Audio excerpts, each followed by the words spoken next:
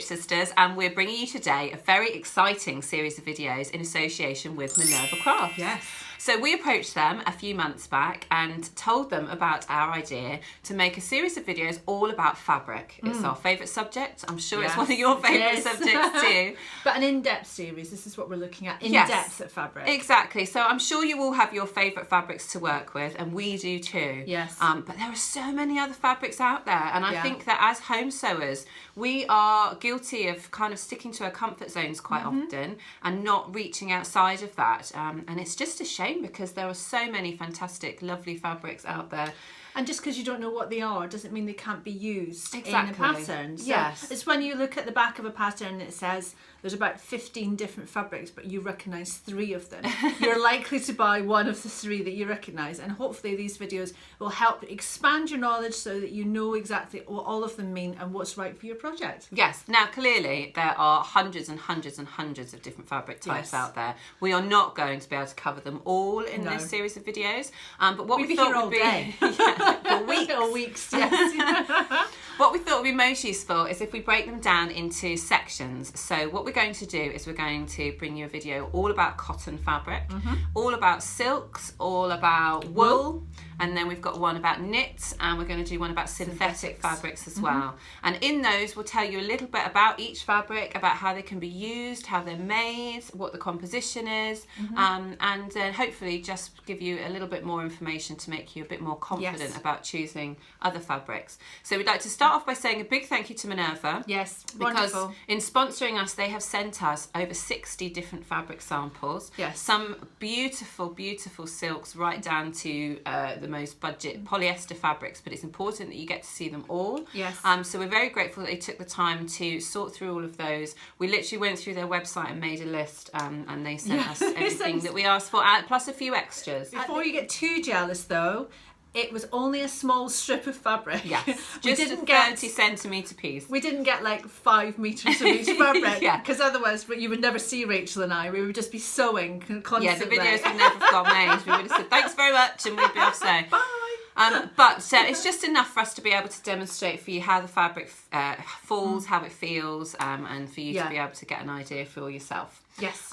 So what we're going to do is just start with this video as a little intro, giving you just a basic understanding of some fabric terminology, because we'll probably refer to these terms a lot in the other videos. So we think it'd be useful to you to understand a little bit more about a lot of the terms that get bandied around when describing fabric in general. Yes. So we're going to start with the 2 basic types of fabrics, which all fabrics then come off from. So there are woven fabrics and there are knit fabrics. So woven fabrics are made with 2 threads, one on the horizontal and one on the vertical, and they're interwoven between between each other. And then knits are made just like knitting. So they're made with loops, and the loops are all looped together, and that's how you get your knit fabrics. So naturally, woven fabrics don't have any stretch, and knit fabrics naturally have stretch, plus there's often added elastane to make them even stretchier. Yes. But we're going to have a whole series of knit fabrics. We're going to have a whole video dedicated to knit, so we'll explain those in a lot more detail later on. So woven fabrics, as Nikki said, are usually made with 2 different threads that are intersected in a grid format. That's my grid format sign. Very good. So the way that one of them is called warp and one of them is called weft, and a lot of people can't remember which one is which, including me. Not that it really matters, but if you hear it referred to, it's useful to know what it is. So the way we like to remember it is that the warp runs parallel to the selvage, so that's your vertical grain, if you like. That's running parallel to the selvage. And then the weft, which is sometimes called the woof, which we think is hilarious.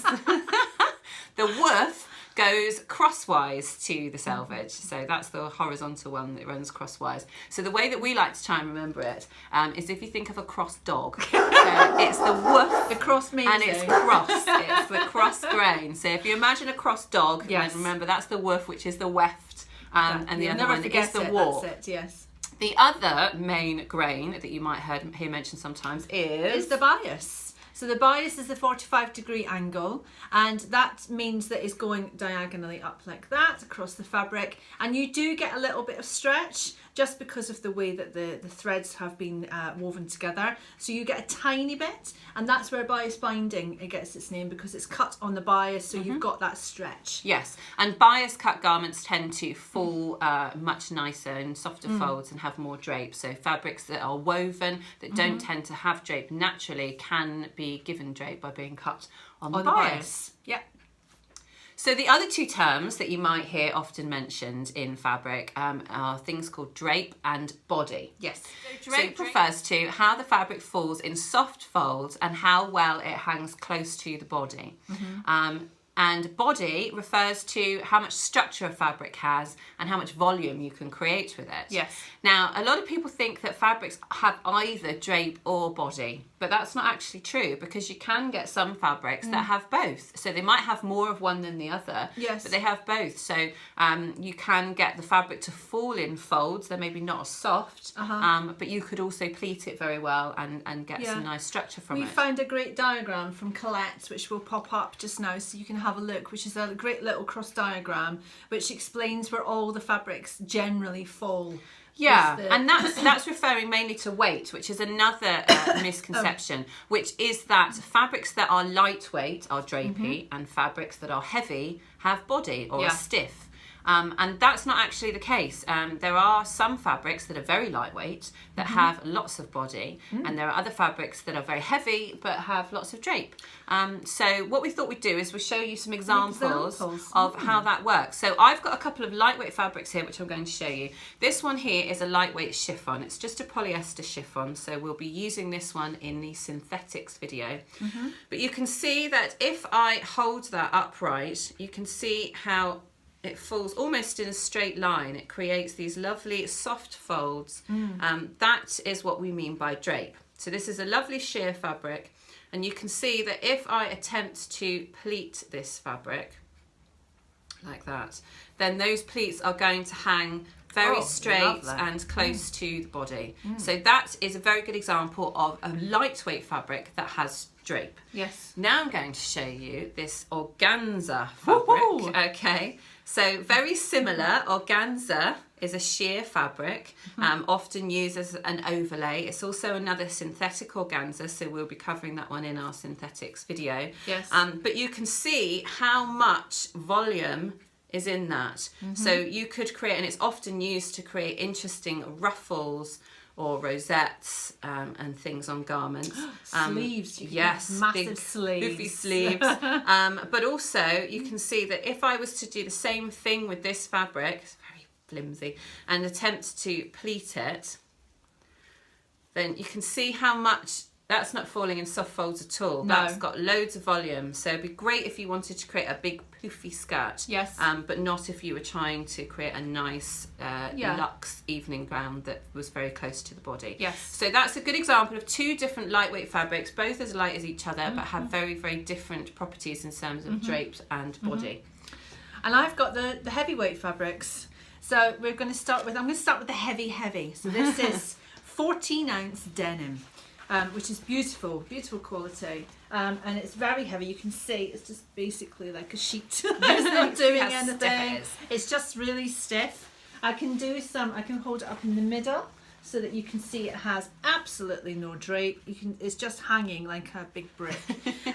But if you were to make jeans or denim skirt or denim dresses with it, it has lots of structure, so you can get some lovely details. It presses beautifully, so it will sit beautifully for that. But you don't want it as a drape. When you pleat this, you could actually get it to stand up by itself. I could just rest it on the table and it's going to stand up all by itself. It's so heavy. So that's a good one. But the other heavy one that we have is a scuba. So this is quite heavy to hold. It is quite a weighty fabric, and I'm going to try and show you to the camera how thick it is, so you can see how thick the actual fabric is, where it's been knitted. I know, I did that deliberately. How it's been knitted together, and we will talk about scuba when we get to knits and things like that. But the beautiful thing about scuba, or some scubas, this is a lighter weight scuba. It falls in drapes like that. So it has a lovely soft feel, and it does fold and drape beautifully. You can pleat it and everything as well. You won't get quite as much volume, but it will sit beautifully in its little drapes like that. So that just goes to highlight that a lot of fabrics don't just fit in one category. So if you're hearing those terms used, hopefully that clears that up a little bit. We will go on and discuss that in more detail as we're talking about each individual fabric. Yes. We will probably comment on how much drape it has or how much body it has. So at least you now know what that is. And comparing how light it is in comparison with heavier ones and things like that. So we'll go into detail. Exactly. Next up, we're talking about hand. And hand is an industry term, so you may not have heard it before, but we have all experienced it. So when you go into a fabric shop and you see a fabric and you just have to go, oh, like that, and start stroking. That's what I do. Yes, that's all about the hand. So it's how soft it is, or how crisp it is, or how cool it is under the touch, or how, you know, soft and luxurious. All of those things are all about the hand. And I think that's something that all of us sewers know all about, because we are all fabric strokers. We have to just admit it. Exactly. So as a home sewer, we would just say, oh, that feels nice and soft. But if you wanted to be professional and use industry speak, you could say, oh, that has a soft hand, or that has a crisp hand. Everyone will be doing it from now on. Yes, and everyone will think you know exactly what we're talking about. The other term that we want to mention is weave. So this is one that, again, is a little bit misunderstood. So weave refers to the design that the yarns are woven into to create different types of looks on the fabric. So a good example of that is a satin weave. So satin isn't actually a fibre. Satin can be made from silk or polyester, but it's actually the way that it is woven together that creates that sheer, soft finish. Not sheer, sorry, that silky soft finish. That is what's referred to as a satin weave. So cotton fabrics can be woven in a satin weave, and things like cupro and things like crepe de chine and things like that, they can be woven in a satin weave to give you a nice shiny finish that looks like it has a sheen. Other ones are a twill, for instance. So you might notice on lots of different fabrics, if you look very closely, you will see diagonal ridges running on the fabric. And that is a twill weave. And it's simply created by using two of the threads in, I can't remember which way around it is now, the warp or the weft, two in one and one in the other, and that creates these diagonal ridges on the top. It's making one more bulky than the other. That's right, yes, and that's referred to as a twill weave. You have a plain weave, so a basic cotton poplin, for instance, or just a quilting cotton, that has a plain weave. It looks the same on the front as it does on the back, other than the print, and so that's just been woven very simply with one cross thread and one warp and one weft, basically. And then you have things like an open weave, for instance. So if a sheer fabric, you can actually look at it and you can see that there are small holes in the fabric, and that's because they've been woven together very loosely, and that's referred to as an open weave. So there are lots of different terms that you might use, but the weave is very different to the fibre. The fibre is what the fabric has been made from, what the raw element of the fabric is. Then it's woven, so the weave is the process or the design that they use to weave it, how it's woven. And then, of course, you've got how it feels, which is the hand, and then how it drapes or how much structure it has, which is where the drape and the body comes into it.